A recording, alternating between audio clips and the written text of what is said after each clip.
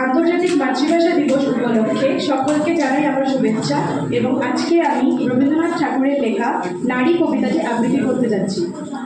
নারী।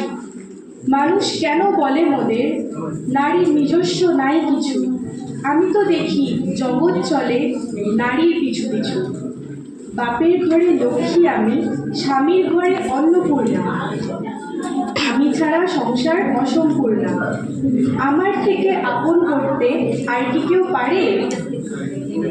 বাপের ঘরকে ছেড়ে এসেও পরকে বাঁধি ঘরে, গোত্র থেকে গোত্রান্তর যদিও আমি হই, তবুও যেন জননী রূপে সকল দুঃখ সই।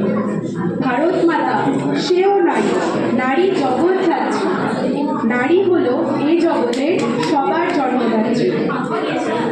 পুরুষতান্ত্রিক সমাজ তাই পুরুষকে বড় করে, জেনে রেখো সেই পুরুষকেই নারী গর্ভে ধারণ করে।